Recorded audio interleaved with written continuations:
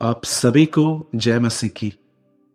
खुदावन यसु के पाक जलाली कुदूस जिंदा नाम में मैं आप सभी को सलाम कहता हूँ। Greetings to you in the name of our wonderful saviour Lord Jesus Christ. मेरे भाइयों, मेरी बहनों, मैं एक बार फिर से आपका आज के वचन में मैं स्वागत करता हूँ। और आज मेरी ये दुआ है आप सबों के लिए कि परमेश्वर आज के वचन को समझने के लिए, परमेश्वर आज के वर्ड को एक सीरियस तौर पे लेने के लिए आपकी मदद करे। मैं नहीं जानता हूं कि आप में से कितने लोग इस वर्ड को जानते हैं कि बहुत साल पहले यहजकल नबी को प्रभु कहता है, तू कुछ लोगों के लिए बांसुरी और वीणा बजाने वाला ठहरा है, म्यूजिक इंस्ट्रूमेंट्स बजाने वाला ठहरा है। बड़े दुख की बात है कि आज बहुत सारे जो लोग हैं वो परमेश्वर के वर्ड को एक एंटरटेन के तौर पे लेते हैं। चलो घर पे बैठे हैं, चर्च जाएंगे, फ्री बैठे हैं, वर्ड सुन लेंगे। पर मैं आपको बताना चाहता हूं, परमेश्वर का वचन आप में से कोई भी एंटरटेनमेंट के तौर पे ना ले। ये एक सीरियस मैटर है, ये एक सीरियस बात है कि आप प्रभु का वचन सुन रहे हो। ये आपके खाने पीने, आपके पैसे, आपकी प्रॉपर्टी से भी ज्यादा इंपॉर्टेंट है। इसीलिए यीशु ने कहा, अगर इंसान सब कुछ पा ले और अंत में अपनी आत्मा खो दे तो उसे क्या फायदा। मेरे भाइयों, मेरी बहनों, आज के वर्ड में आने से पहले मेरी आप सबों के लिए ये प्रेयर है कि आज का वर्ड आप बहुत गंभीरता से लें, बहुत सीरियसली लें, क्योंकि ये आपके फ्यूचर पे डिपेंड है। ये आपके फ्यूचर से लिंक रखता है। क्योंकि आज मैं आप लोगों में से हर एक से बात करना चाहता हूं एंगर के ऊपर। मैंने अपने लाइफ में बहुत सारे लोगों की मैरिजेस को टूटते हुए देखा है बिकॉज ऑफ एंगर। गुस्से की वजह से रिश्ते खराब हुए देखे हैं। लोग एक दूसरे को माफ नहीं कर पाते हैं इसकी वजह से। और मैं आपको बताना चाहता हूं क्यों हमें गुस्से को सीरियसली लेना चाहिए। क्योंकि मैं आपको बताना चाहता हूं, मैथ्यू 5 अगर आप पढ़ेंगे तो आपको पता चलेगा जीसस ने अपने वर्ड में समझाया है कि गुस्सा करने वाले नरक जा सकते हैं। इससे पहले कि मैं आज के वर्ड में आऊं, लेकिन मैं उससे पहले आज काउंसलिंग दूंगा। और काउंसलिंग से पहले भी मैं आपको कुछ बताना चाहता हूं। मैं बहुत खुश हूं एक चीज को लेकर कि हमने कुछ वीक से एक मीटिंग स्टार्ट की है, कुछ सेशन स्टार्ट किए हैं, क्वेश्चन एंड आंसर्स।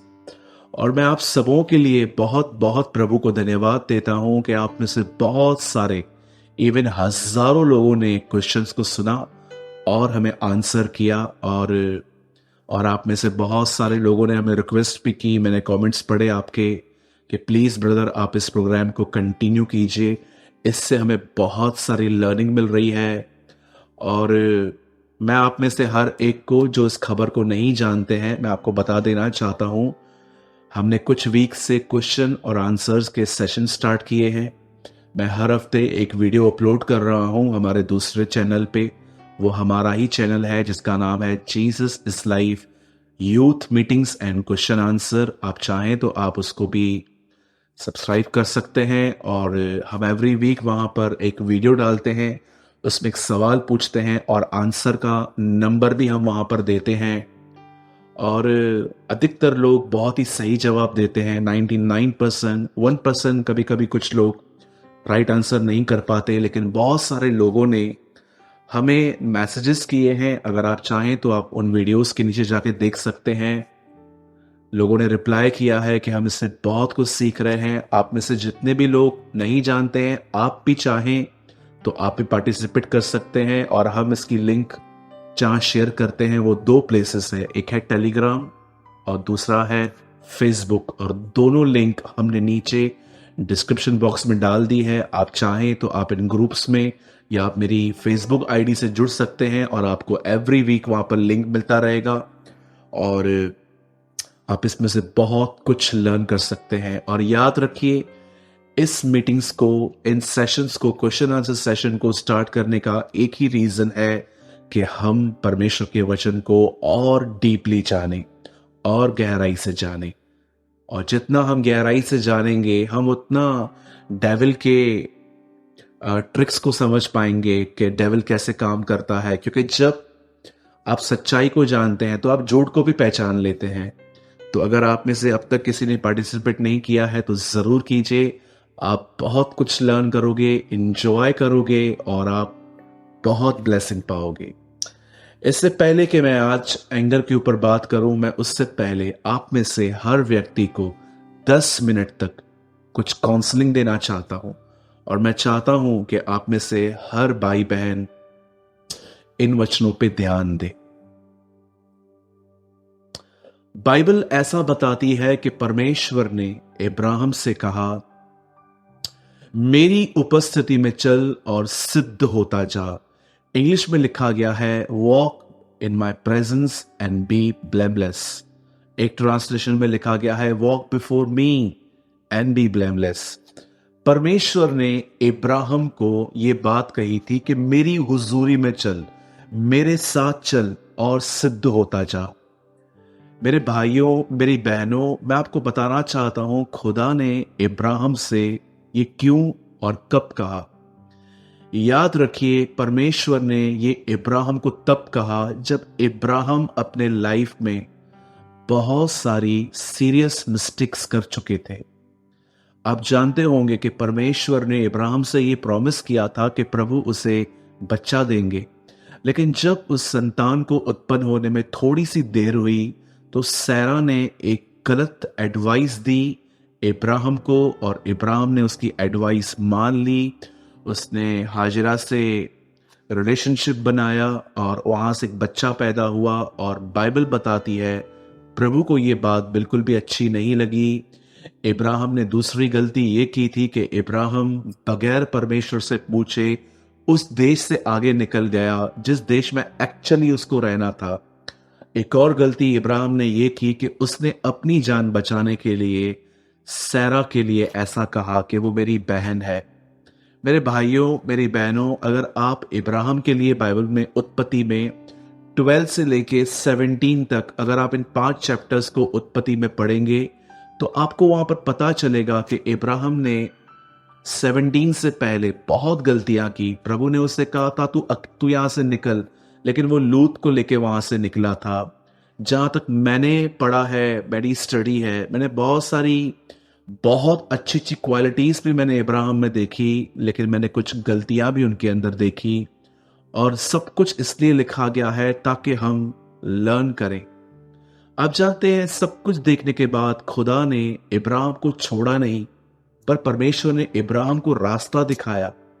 यह हमारे परमेश्वर की एक बहुत अच्छी क्वालिटी है कि हम जब गलतियां करते हैं, गुनाहों में फंस जाते हैं, तो प्रभु हमें छोड़ता नहीं है, वो हमें बाहर निकलने का रास्ता दिखाता है। आप जानते हैं, परमेश्वर ने इब्राहिम से कहा मेरे साथ चल, मेरी उपस्थिति में चल और सिद्ध होता जा। क्यों परमेश्वर ने इब्राहिम से यह कहा?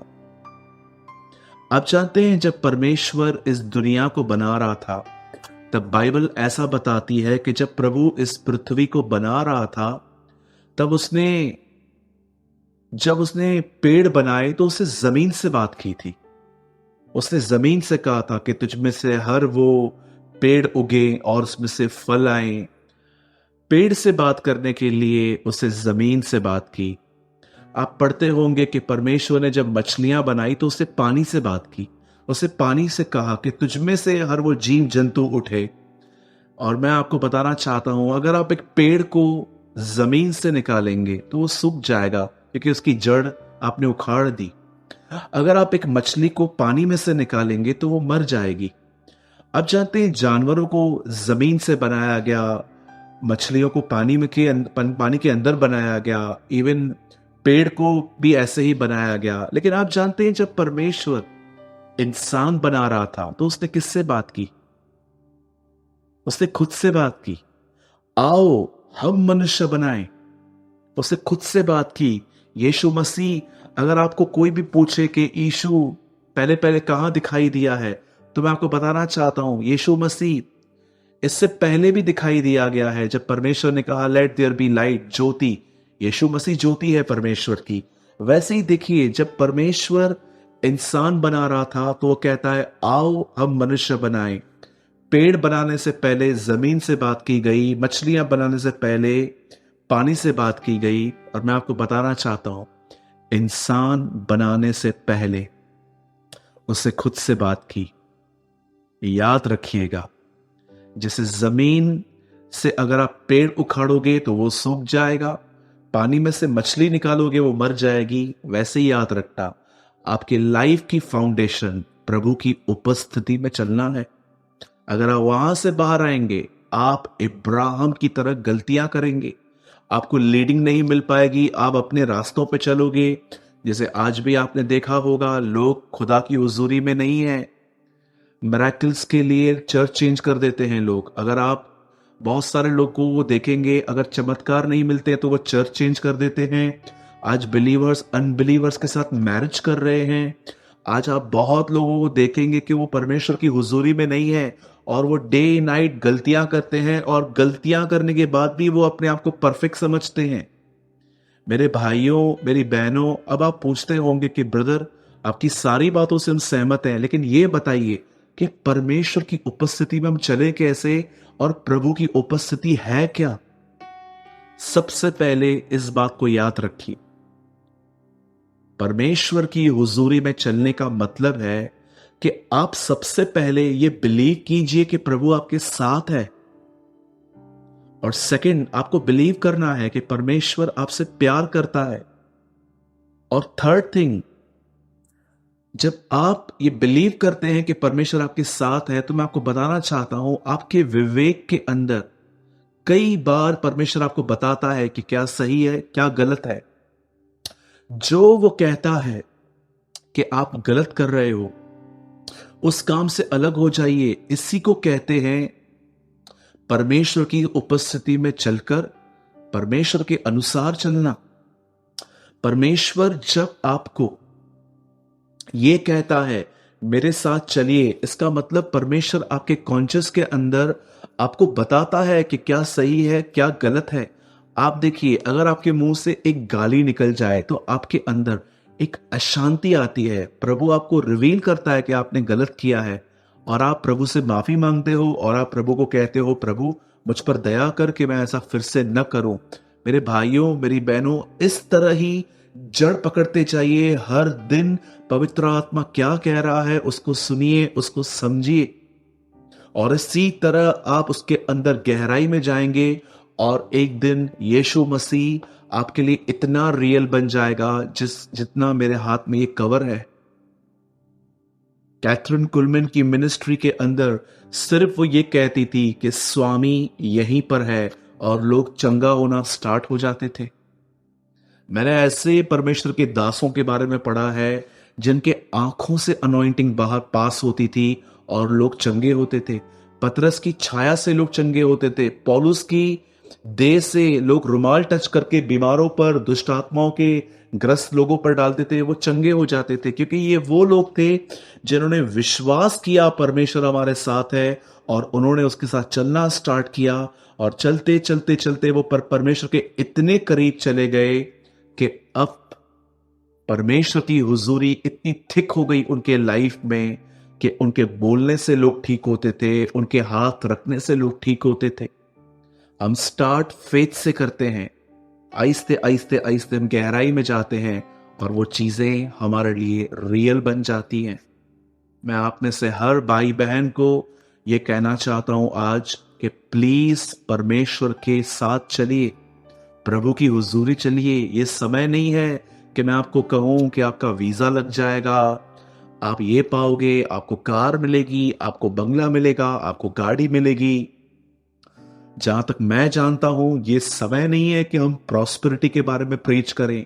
मैं ये बिलीव करता हूं कि बाइबल प्रॉस्पेरिटी के लिए बात करती है। बाइबल में लिखा गया है एक जगह पर कि जैसे तू आत्मिक उन्नति करता है, वैसे ही सब बातों में उन्नति करता जा। मैं खिलाफ नहीं हूं परमेश्वर की आशीषों के, मुझे आज सुविधाओं की जरूरत है। इवन जब मैं बाहर जाता हूं तो मैं ट्रेन से नहीं जा पाता हूं, मैं प्लेन से जाता हूं, क्योंकि इससे मेरा टाइम बचता है। मैं सुविधाओं के खिलाफ नहीं हूं, लेकिन मैं ये कहना चाहता हूं कि अगर हम सिर्फ सुविधाओं के लिए ही प्रचार करेंगे कि ये मिलेगा, वो मिलेगा, वो मिलेगा, ये मिलेगा, तो मुझे एक क्वेश्चन है, लोग कब स्पिरिचुअली मैच्योर होंगे? लोग कब खुदा के साथ चलना सीखेंगे? लोग कब उसके आने के लिए रेडी हो जाएंगे? अगर हम सिर्फ अपनी चर्च ही भरते रहेंगे तो हम डिसाइपल्स कब बनाएंगे? मुझे बताइए। मैं फिर से कहता हूं, मैं एक राइट बैलेंस प्रीचिंग करने की पूरी कोशिश करता हूं। मैं नहीं कहता हूं कि हमें आशीष नहीं चाहिए, यस हमें चाहिए। मैं बीमार रहूंगा तो प्रभु का काम किस तरह करूंगा? मैं जानता हूं मुझे हीलिंग चाहिए, पर मुझे खुदा के साथ भी चलना है। और मैं आपको बताना चाहता हूं, हमें प्रॉस्पेरिटी के बारे में बोलने की जरूरत ही नहीं है। यीशु मसीह के साथ चलते चलते सारी आशीषें हमें मिल जाती हैं। जो भी हमारी जरूरतें हैं, जैसे कपड़ा, खाना पीना, बच्चों की एजुकेशन, हमारे बच्चों की शादियां सही जगहों पर हो, आपको लगता है कि आप खुदा के साथ चलोगे, वो आपकी इन बातों की केयर नहीं करेगा? आज बहुत सारे मसीह लोग बहुत वर्ल्डली हैं। जब तक परमेश्वर उनको कुछ ब्लेसिंग न दे, वो उसको जान नहीं पाते हैं। मेरे भाइयों, मेरी बहनों, खुदा के साथ चलिए। अगर आप इस पैशन को खो भी चुके हैं अपने लाइफ में, अगर आपको लगता है कि आप लाइफस्टाइल का पीछा कर रहे हैं, आप मिनिस्ट्री का पीछा कर रहे हैं, या आप एक ठंडे मसीह हो गए हैं, मैं आपसे कहना चाहता हूं, फास्टिंग कीजिए, खुदा के करीब जाइए, उसे कहिए कि प्रभु, मैं वो कुंवारी हूं जिसके हाथ में मशाल तो है पर आग बुझ गई है, प्रभु से फिर से जला, और प्रभु आपकी मदद करेगा। मेरे भाइयों, मेरी बहनों, खुदा के साथ चलिए, उसकी उपस्थिति में चलिए। आप उसके बाद देखेंगे, इब्राहिम को जब सेकंड टाइम परमेश्वर ने एक और आवाज दी, प्रभु ने उससे कहा अपने बेटे को बलिदान कर। इस बार उसने सैरा से नहीं पूछा, ही नो कि प्रभु की आवाज है, मेरे पास, मुझे किसी से पूछने की जरूरत नहीं है, मुझे उसका पीछा करना है। इस बार उससे वो गलती नहीं की, क्योंकि वो जानता था अगर वो सैरा को बताएगा तो सैरा शायद उसे रोक सकती है। पर जब प्रभु ने उससे कहा, उसने वो बलिदान किया। मेरे भाइयों, मेरी बहनों, मैं आप में से हर एक व्यक्ति को आज इनकरेज करता हूं कि खुदा की हुजूरी में से बाहर मत आइए, प्रभु के साथ चलते रहिए। मैं हमेशा एक वर्ड को अपने आप में रखता हूं, मैं उससे अलग होकर कुछ नहीं कर सकता, कुछ भी नहीं। तो मैं बिलीव करता हूं आपने जरूर आज कुछ लर्न किया होगा। और आइए, इससे पहले कि हम वचन के अंदर आए, मैं चाहता हूं आप में से हर व्यक्ति मेरे साथ अपना दाहिना हाथ उठाए। कम ऑन, मेरे पीछे कहिए, आज का दिन मेरा दिन है। आज प्रभु मुझसे बात करेंगे। आज प्रभु अपने वचन के द्वारा मेरे जीवन को बदलेगा। आज प्रभु अपने वचन के द्वारा मुझे अपनी आत्मा से भरेगा। आज मैं और यीशु की तरह बनूंगा, न तो बल से न शक्ति से, परंतु प्रभु की आत्मा के द्वारा ये हो जाएगा। आमीन। आइए, मैं चाहता हूं आप में से हर व्यक्ति मेरे साथ ओपन करे द बुक ऑफ मैथ्यू, मती रचित सुसमाचार, द गॉस्पेल ऑफ मैथ्यू, और उसका चैप्टर 22, 22वां अध्याय। बहुत ही सुंदर वचन है आज, और यस, इसमें चेतावनियां भी हैं। और मैं चाहता हूं हम में से हर व्यक्ति पहले खोल ले, उसके बाद हम एक छोटी सी प्रेयर करेंगे, और उसके बाद मैं आपको आज का वर्ड एक्सप्लेन करूंगा। मत्ती 22वां अध्याय। आइए, मैं चाहता हूं हम सब दुआ करें। परमेश्वर पिता, मैं यीशु मसीह के नाम में आपके चरणों में आता हूं। प्रभु जी, मैं इस समय मांगता हूं कि एक बार फिर से प्रभु आज मेरा अभिषेक कर, ताकि प्रभु जब ये वचन मेरे अंदर से बाहर आए तो ये अभिषेक के साथ आए, और प्रभु मेरे और मेरे भाइयों और बहनों के जुए, बॉन्डेजेस ब्रेक हो सके। मैं प्रभु अपने आप को आपके सामने समर्पण करता हूं। मैं धन्यवाद करता हूं कि आपने मेरी दुआ को सुना, मसीह यीशु के नाम में, आमीन। मैं आपके लिए पढ़ रहा हूं मैथ्यू 22 और उसका 29 वर्ड, 29वां। यीशु ने उन्हें उत्तर दिया, ये समय आपकी स्क्रीन पर है। यीशु ने उन्हें उत्तर दिया, तुम पवित्र शास्त्र और परमेश्वर की सामर्थ को नहीं जानते, इस कारण भूल में पड़े हो। एक ट्रांसलेशन में लिखा गया है, इसलिए तुम कंफ्यूज्ड हो। कंफ्यूज्ड व्यक्ति आपने देखे होंगे बहुत सारे, जिन्हें पता नहीं है कि उन्हें कहां जाना है, जो अपने लाइफ का एम नहीं जानते। कंफ्यूज्ड लोग आपने बहुत देखे होंगे। आइए मैं आपको एक और कंफ्यूज व्यक्ति से मिलवाना चाहता हूं और मैं वहीं से स्टार्ट करूंगा कि हम कैसे, गुस्सा क्या है और हम गुस्से पर कैसे विक्ट्री पा सकते हैं। प्लीज मैं चाहता हूं अब आप सब ध्यान दीजिए। बाइबल के अंदर जब यीशु मसीह ने अपनी मिनिस्ट्री की शुरुआत की, अपनी सेवकाई की शुरुआत की, तब बाइबल बताती है एक व्यक्ति प्रभु से मिलने के लिए आया और बाइबल बताती है उसने एक बहुत ही अजीब सवाल प्रभु से पूछा कि मेरा भाई, उसने एक स्त्री से शादी की, बगैर संतान उत्पन्न किए मर गया। फिर उस स्त्री के साथ मेरे दूसरे भाई ने मैरिज की, फिर तीसरे ने की। ऐसे करते करते सब मर गए, पर किसी ने भी संतान पैदा नहीं की।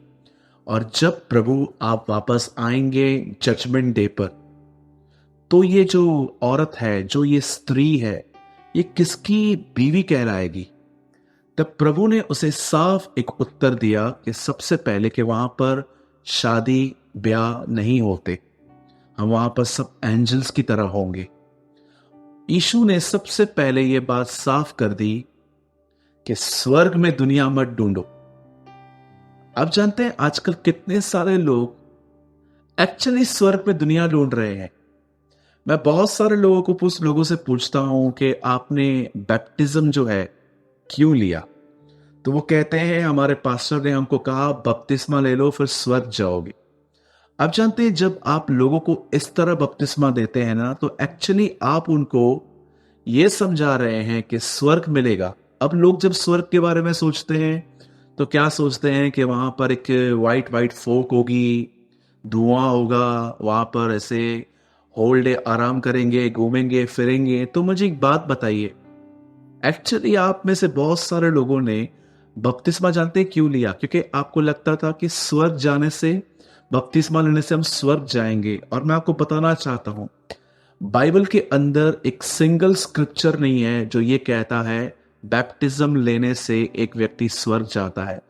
क्यों बैप्टिज्म लेना है? बैप्टिज्म इसलिए लेना है क्योंकि आप ये बिलीव करते हैं कि यीशु मसीह प्रभु है, और बपतिस्मा लेकर आप अपने फेथ पे छाप लगा देते हैं, एक मार्क लगा देते हैं कि यस ये मेरा फेथ है। और मेरे फेथ का साइन क्या है, प्रूफ क्या है? मैंने बैप्टिज्म लिया।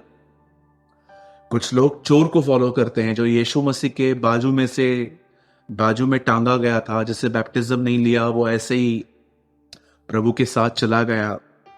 मेरे भाइयों, मेरी बहनों, अगर आप उस व्यक्ति को फॉलो करते हो जिससे बपतिस्मा नहीं लिया फिर भी स्वर्ग गया, कुछ लोग कहते हैं नहीं हम नहीं लेंगे क्योंकि उस व्यक्ति ने भी नहीं लिया था, तो मैं आपसे एक सवाल पूछता हूं, व्हाट अबाउट जीसस? यीशु मसीह ने लिया था। आप किसको फॉलो करते हो, चोर को कि यीशु मसीह को? जरा सोचिए। आप जानते हैं बपतिस्मा लेना बहुत जरूरी है। और सेकंड थिंग, बपतिस्मा लेने का मतलब क्या होता है? बपतिस्मा लेने का मतलब होता है कि आप ये बिलीव करते हैं कि यीशु मसीह मेरा खुदा है और आप दुनिया के लिए मर चुके हैं और अब आप यीशु के लिए जीवित हैं। मैं आपको बताना चाहता हूं, जैसे आज कई सारे लोग बपतिस्मा इसलिए लेते हैं क्योंकि उन्हें स्वर्ग जाना है, पर बाइबल बताती है एक व्यक्ति बपतिस्मा लेने से की वजह से नहीं, खुदा के साथ चलने की वजह से उठा लिया जाएगा। मैं आपको बताना चाहता हूं, जैसे आज कई सारे लोग दुनिया ढूंढ रहे हैं स्वर्ग में, वैसे ही ये व्यक्ति भी था। ये व्यक्ति यीशु से सवाल करता है कि सारे भाइयों ने शादी की और वहां पर उसका पति कौन कहलाएगा? यीशु ने साफ साफ उसे कहा वहां शादियां नहीं होती है। और सेकंड थिंग, यीशु ने उसको ये बात कही कि तुम इसलिए भूल में पड़ गए हो, तुम इसलिए कंफ्यूज्ड हो क्योंकि न तुम परमेश्वर के वचन को जानते हो, न उसकी सामर्थ को। मैंने यही वचन आप लोगों के लिए पढ़ा। जीसस एक कंफ्यूज्ड व्यक्ति को कहता है, तू इसीलिए कंफ्यूज्ड है क्योंकि तू दो चीजें नहीं जानता। एक, परमेश्वर की ताकत को, सेकंड, उसके वर्ड को। आप जानते हैं, अगर आज आपने आज का वर्ड समझ लिया, मैंने क्यों आप में से आज हर एक के लिए दुआ की कि आज का वर्ड आप समझ पाओ, क्योंकि मैं जानता हूं ये इतना डीप है कि आज का वीडियो देखने के बाद आप इसे दोबारा देखोगे, और आप जब दोबारा देखोगे तो न्यू थिंग्स को लर्न करोगे, और आप जब थर्ड टाइम देखोगे तो आप फिर नई चीजें सीखोगे।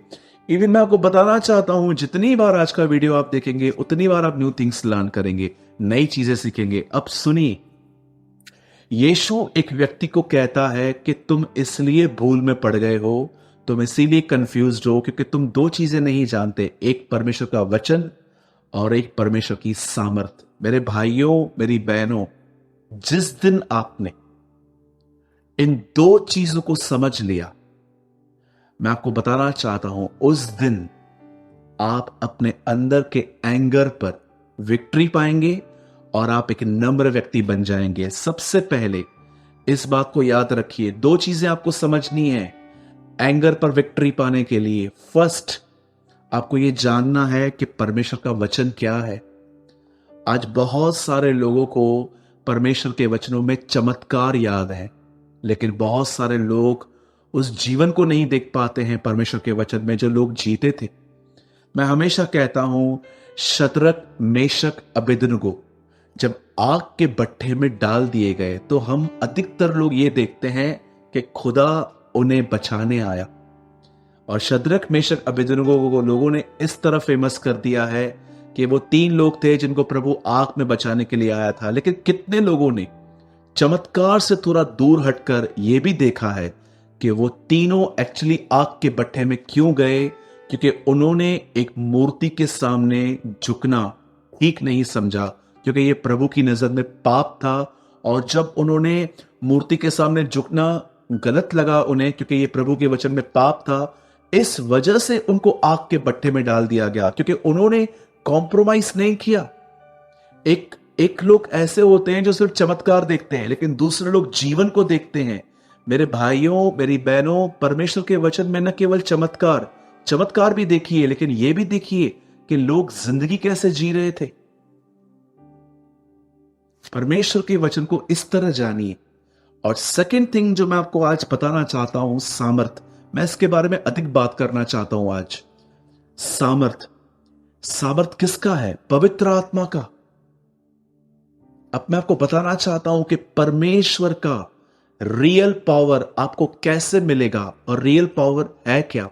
सुनिए, बाइबल ऐसा बताती है कि परमेश्वर ने, मैं ये वर्ड विशेष उन लोगों के लिए ले रहा हूं जिनको ये पता है कि उन्हें गुस्सा आता है और वो चाहते हैं कि उन्हें गुस्से पर विक्ट्री मिले। और आप में से जितने भी लोग अब एंगर पर विक्ट्री पाना चाहते हैं, गुस्से पर, आज का वचन आप लोगों के लिए है। मैं सबसे पहले आपको बताना चाहता हूं, मेरे भाइयों, मेरी बहनों, गुस्सा क्या है।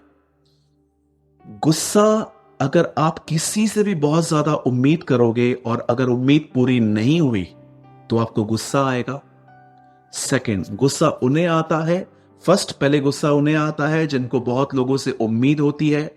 जैसे नामान कोढ़ी जब एलीशा के साथ सामने गया तो उसे उम्मीद थी कि एलीशा मिलने आएगा, लेकिन जब एलीशा मिलने नहीं आया, एलीशा ने गेहजी को कहा कि जा इसको ये मैसेज दे दे, तो बाइबल बताती है नामान को बहुत गुस्सा आया। एक, सबसे पहले गुस्सा उन्हें आता है जिन्हें लोगों पर बहुत ज्यादा उम्मीदें होती हैं।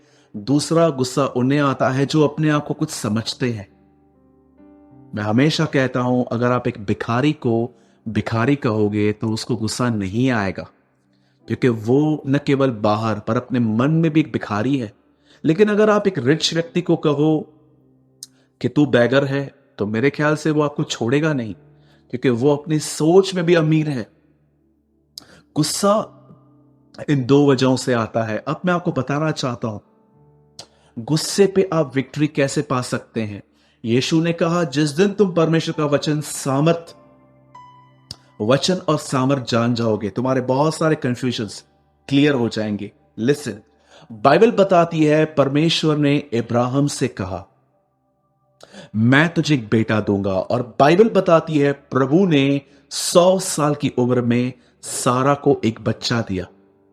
जरा सोचिए, अगर आपके घर के अंदर 100 साल का एक व्यक्ति अपने हाथ में एक छोटा सा बच्चा लेकर आए, तो आप उससे क्या पूछोगे कि क्या ये आपका पोता है? और अगर वो आपको कहे कि नहीं, ये मेरा पोता नहीं है, ये मेरा बेटा है, तो क्या आप हैरान नहीं होंगे कि 100 साल का इब्राहिम 90 साल की सैरा को ये बच्चा कैसे हुआ? आप जानते हो, इब्रानियों में लिखा गया है कि इब्राहिम जानता था कि जो परमेश्वर जब 100 साल की उम्र में मुझे बेटा देने में सामर्थ्य है, तो वो उसको मुर्दों में से जिंदा भी कर सकता है। परमेश्वर ने दुनिया बनाने के बाद अपना सच्चा सामर्थ इब्राहिम के जीवन में दिखाया था। उसके बाद आप आगे चल के पढ़ेंगे तो बाइबल बताती है, जब परमेश्वर इजरायलियों को लाल समुंदर के सामने खड़ा करके, जब उन्होंने देखा कि पीछे से फिरौन राजा मारने के लिए आ रहा है, तब परमेश्वर ने उनके सामने समुंदर को दो भाग कर दिया। और जब वो लोग उस समुंदर में नीचे उतरे, जो पानी परमेश्वर ने दो भाग किया, आप जानते हो वहां पर क्या लिखा गया है? लिखा है, जब उन्होंने उस जमीन पे पैर रखा तो वो जमीन उनको दस नहीं रही थी। आप जानते होंगे, जब मट्टी के ऊपर पानी आता है तो मट्टी नरम हो जाती है, पांव अंदर चला जाता है। लेकिन बाइबल बताती है, जब इन्होंने पांव रखा समुंदर दो भाग होने के बाद, तो लिखा गया है वो जमीन उनको अंदर नहीं ले रही थी, वो मट्टी सूख चुकी थी। परमेश्वर ने एक बार फिर से अपनी सामर्थ दिखाई, पावर दिखाया। उसके बाद अगर आप पढ़ेंगे बाइबल के अंदर तो आप देखिए, जब जब बाइबल बताती है यरीहो की शहरपनाह के आसपास जब इज़राइल के लोग घूम रहे थे, 7वें चक्कर में लिखा गया है वो दीवार टूट गई।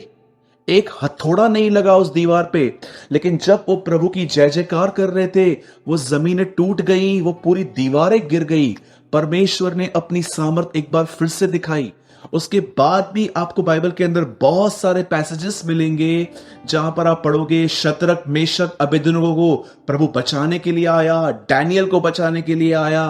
बाइबल बताती है उसने एलिया के कहने पे आग बरसाई, उसने एलीशा के द्वारा मुर्दों को जिंदा किया। परमेश्वर ने पुराने नियम में अपनी ताकत चमत्कारों में दिखाई है। लेकिन आप में से कितने लोग इस बात को देखते हैं, जब नए नियम के अंदर, जब यीशु मसीह क्रूस पे मरने ही वाला था, उससे एक रात पहले बाइबल बताती है उसने प्रार्थना की कि हे पिता, तेरी मर्जी पूरी हो, मेरी नहीं, ये प्याला हटा दे। और उसके बाद लिखा गया है एक स्वर्गदूत वहां पर आया और उसने यीशु को ताकत दी, सामर्थ दी। और उसके बाद मैं आपको बताना चाहता हूं, यीशु मसीह क्रूस पे ऊपर चढ़ गए और वो वहां पर शांत थे। Listen to me very carefully. मैंने अपने लाइफ में 16 साल तक यीशु मसीह के लाइफ पे स्टडी की है। मैंने बाइबल के अंदर मत्ती, मरकुस, लूका, यूहन्ना, आप सोच भी नहीं सकते हैं कि मैंने इन अध्यायों को कितनी बार अपने लाइफ में पढ़ा है। और मैंने एक बात लर्न की, अगर यीशु अपने लाइफ में अगर कहां पर भी सबसे ज्यादा गुस्से में आ सकता था तो वो यही प्लेस थी। ऐसे यीशु की लाइफ में बहुत कुछ हुआ था जिसको देखकर मैं पढ़ सकता हूं कि शायद उसे यहां पर गुस्सा आ सकता था। पर मैं आपको बताना चाहता हूं, जब यीशु मसीह को उसके परिवार वालों ने कहा तेरा चित ठिकाने पर नहीं है, वो वहां भी शांत था। आप पढ़ सकते हैं, बाइबल के अंदर लिखा गया है कि उसकी फैमिली उसके लिए बोलती थी उसका चित ठिकाने पर नहीं है।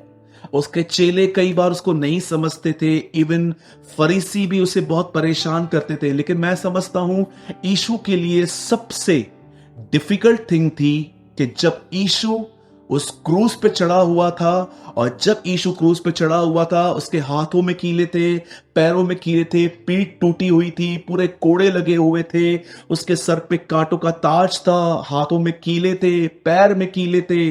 मैं आपको बताना चाहता हूं उस समय जब लोग वहां पर खड़े थे और उसके लहूलुहान बदन को देख रहे थे, और वहां पर कुछ लोग कह रहे थे, अगर तू मसीह है तो नीचे उतर।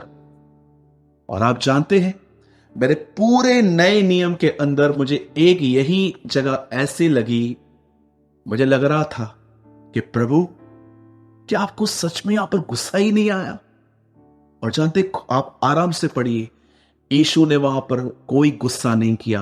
आप जानते हो उसको क्यों गुस्सा नहीं आया?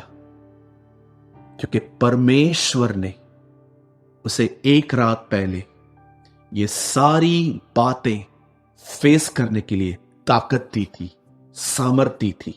और यीशु के लिए ये सब जो उसने बर्दाश्त किया, उससे भी ज्यादा उसके लिए डिफिकल्ट था परमेश्वर जब उसे त्याग देगा वो सब सहन करना। मेरे भाइयों, मेरी बहनों, आप में से जितने भी लोगों को गुस्सा आता है, आप जानते हो आपको क्यों गुस्सा आता है? उसका कारण क्या है? उसका कारण यह है क्योंकि आप अंदर से खाली हो चुके हो। आपने इतना दुनिया को टाइम दिया है, आपने वर्ल्डली थिंग्स को इतना ज्यादा समय दिया है कि आपको पता ही नहीं चला है कि आप खाली हो चुके हो, और इसीलिए आपको गुस्सा आता है। मेरे भाइयों, मेरी बहनों, याद रखिए, यीशु ने अपने मरने से पहले प्रार्थना की थी और परमेश्वर ने उसे सामर्थ दी। उस सामर्थ में वो सब कुछ बर्दाश्त करके गया। अगर आप चाहते हो कि लोग जब आपके ऑफिस में बहुत कुछ बोलते हैं, आपके घर के अंदर आपके घर वाले कुछ ना कुछ बोलते रहते हैं, और कई बार आपका पति आपको कुछ बोलता है, कई बार आपके बच्चे आपको गुस्सा दिलाते हैं, आप जानते हो गुस्सा है क्या? कितनी शादियां तबाह हो गई हैं, डिवोर्स हो चुके हैं। अगर आप किसी भी एक ऐसे व्यक्ति से मिलो जो जेल में है, जिसने मर्डर किया है, आप उससे पूछिए कि आपने मर्डर कैसे किया, वो आपको एक ही बात बोलेगा, मुझे गुस्सा आ गया था। क्या लोग मजाक मजाक में किसी का मर्डर करते हैं? क्या लोग खुशी में किसका मर्डर करके आते हैं?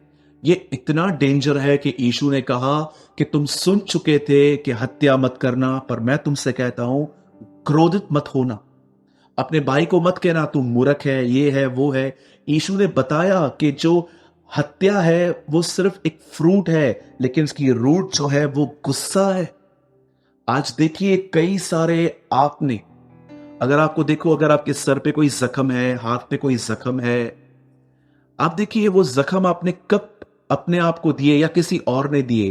तब जब आप बहुत फ्रस्ट्रेट थे, अपने आप पे गुस्सा थे, अपनी अपनी सिचुएशंस पे गुस्सा थे। कई लोगों अपने आप को से काट देते हैं, मार देते हैं, कुछ पी लेते हैं, क्योंकि वो अपने लाइफ में अपने आप पर, अपनी सिचुएशन पे इतने गुस्सा हो जाते हैं कि वो खुद को खत्म करते हैं।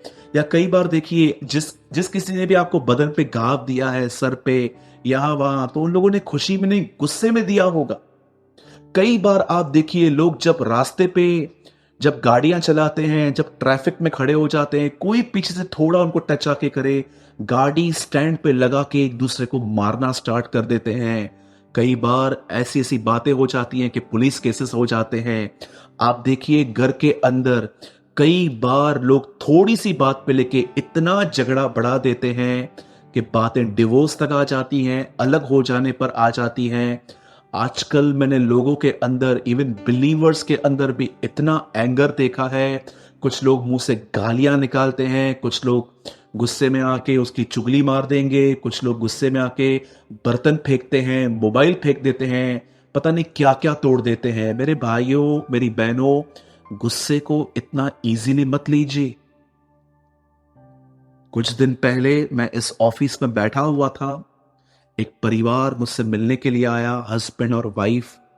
मैं आपको सच कहता हूं, शादी को 7 महीने भी नहीं हुए हैं, 7 मंथ्स, और वो दोनों अलग होना चाहते थे। जब मैंने उनसे पूछा कि आप अलग क्यों होना चाहते हैं, तो जानते हैं रीजन क्या दिया गया?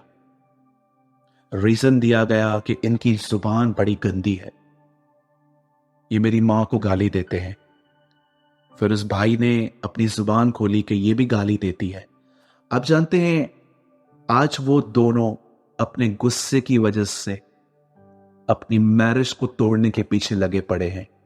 कई टाइम बैठ के मैंने उनके साथ काउंसलिंग की, मैंने उनको समझाया कि प्लीज इतना जल्दी मत कीजिए, थोड़ा एक दूसरे को टाइम दीजिए, चीजें ठीक हो जाएंगी। लेकिन मैं देख रहा था उन्होंने एक दूसरे को एंगर में आके इतना डैमेज किया है कि अब वो एक दूसरे को फॉरगिव नहीं कर पा रहे हैं।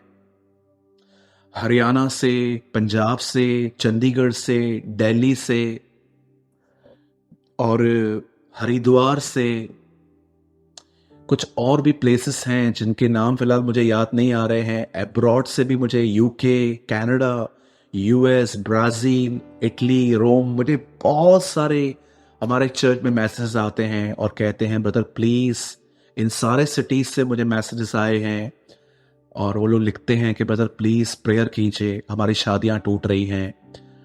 और मैं रीजंस देखता हूं तो यही सब मिलते रहते हैं, एटीट्यूड, गुस्सा, ईगो। मेरे भाइयों, मेरी बहनों, मैं आप में से हर व्यक्ति को कहना चाहता हूं, ये गुस्सा खत्म होना चाहिए, अदरवाइज इससे आपकी लाइफ को खत्म कर देगा। मेरे भाइयों, मेरी बहनों, आप में से जितने भी लोग मुझे देख रहे हैं, लिसन, ध्यान दीजिए। यीशु मसीह ने क्रॉस पे चढ़ने से पहले एक रात उसने दुआ की। दुआ में उसने खुदा से यही कहा कि खुदा, मेरी नहीं तेरी इच्छा पूरी हो। और उसके बाद जब वो क्रूज पे चढ़ा, वो सारी चीजें बर्दाश्त कर लिया।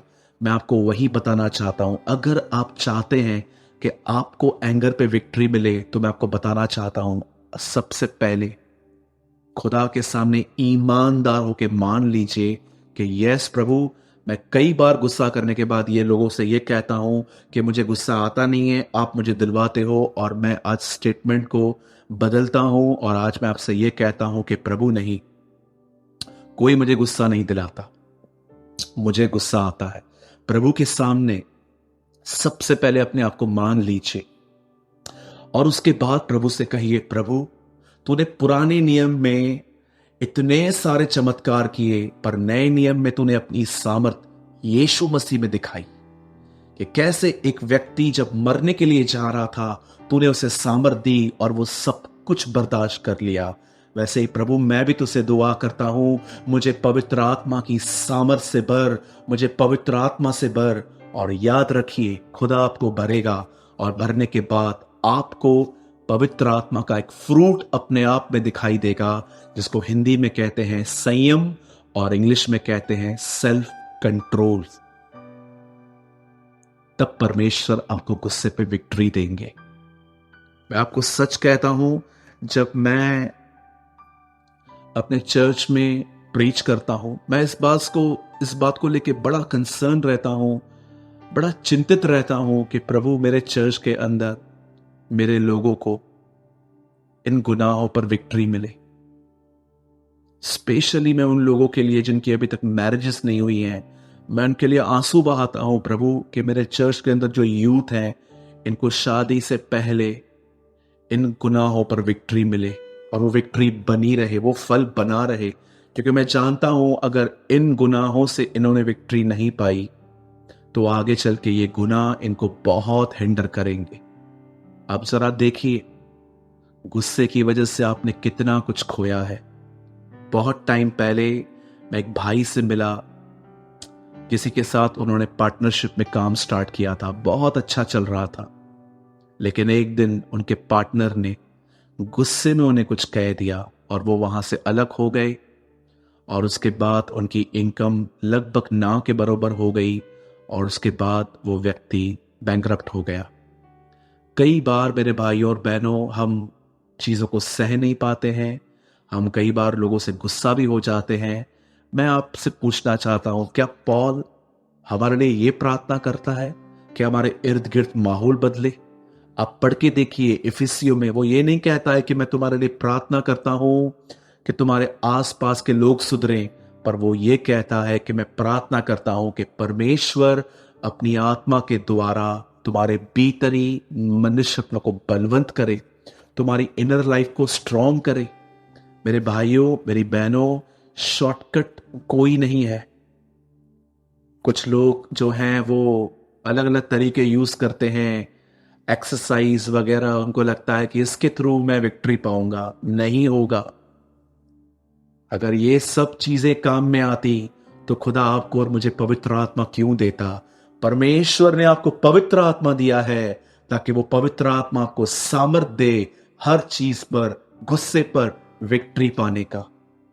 तो आई होप आपने जरूर समझा होगा आज कि गुस्सा कितना खतरनाक है और हम गुस्से पर कैसे विक्ट्री पा सकते हैं। इससे पहले कि मैं बंद करूं, मैं लास्ट टाइम आपको बोलना चाहता हूं, जीसस अपने लाइफ में अगर क्रॉस पे सब कुछ बर्दाश्त कर पाया तो वो इसलिए कर पाया क्योंकि उसने प्रार्थना की और परमेश्वर ने उसे सामर्थ दी। उस सामर्थ में वो क्रूस पे सब कुछ सह पाया, कीले, गालियां, हर चीज। वैसे आप और मैं जिस भी हम माहौल में रहते हैं, चाहे ऑफिस, चाहे घर, चाहे आसपास हमारे कैसे भी लोग हों, अगर आप उन्हें बर्दाश्त करना चाहते हैं कि आपको उनके गलत वर्ड्स को सुनने के बाद भी गुस्सा ना आए, तो आपको और मुझे भी दुआ में जाना पड़ेगा और खुदा के सामने कहना पड़ेगा कि यस प्रभु, हमें गुनाह है, हमें गुस्सा है और तू हमें विक्ट्री दे। और परमेश्वर आपको इन चीजों पर जय पाने के लिए अपनी सामर्थ देगा। Let's pray. परमेश्वर पिता, मैं आपको धन्यवाद देता हूं आज के वचन के लिए। बहुत सारे लोग प्रभु कंफ्यूज्ड होते हैं कि हम कैसे एंगर पे विक्ट्री पाए, पर आज तूने हमें बहुत अच्छे से और गहराई से हमें समझाया है कि हम कैसे इस पाप पर विजय पा सकते हैं। होने दे प्रभु, मुझे जितने भी लोग देख रहे हैं और आने वाले दिनों में इस वीडियो को देखने वाले हैं, हर एक को प्रभु जी तो इन गुस्से के बंधनों से, इन बुरी आत्माओं से छुड़ा, अपनी सामर्थ से भर, ताकि हम में सेल्फ कंट्रोल आए, ताकि हम स्वयं पर नियंत्रण करने वाले व्यक्ति, भाई और बहन बन पाए। हर एक को आशीष दे। यदि कोई बीमार है तो वो यीशु के नाम में चंगा हो, जिसे बरकत नहीं है तो उसे बरकत दे, और प्रभु जिसके घर में अशांति है तो उन्हें शांति दे। मैं तुझे सारी महिमा आदर देता हूं और प्रभु जी आज की दुआ को मैं यीशु के नाम में मांगता हूं। आमीन एंड आमीन। मेरे भाइयों, मेरी बहनों, मैं बिलीव करता हूं कि आज के वर्ड को आपने जरूर कुछ लर्न किया होगा, और मेरी आपसे एक नम्र विनती है, आप में से हर एक व्यक्ति से मैं आपको बताना चाहता हूं, आपका कमेंट मुझे बहुत इनकरेज करता है। मैंने आपके कमेंट्स में पढ़ता हूं और मैं आप सबसे विनती करता हूं, अगर आपने आज कुछ भी लर्न किया है, एवरी सिंगल पर्सन, जो लोग लाइक करते हैं, जो लोग देख रहे हैं, मैं हर एक से कहता हूं, एक कमेंट जरूर कीजिए और मुझे बताइए आपने आज क्या लर्न किया। मैं आप सबों का धन्यवाद करता हूं जिन्होंने आज की मीटिंग को आप हमारे साथ ज्वाइन किए आपने और आपने मीटिंग को सुना। अगर हो सके तो आज इस लिंक को आप दूसरों के साथ जरूर शेयर करें। मैं सारी बातों के लिए महिमा परमेश्वर को देता हूं। आप सभी को जय मसीह की।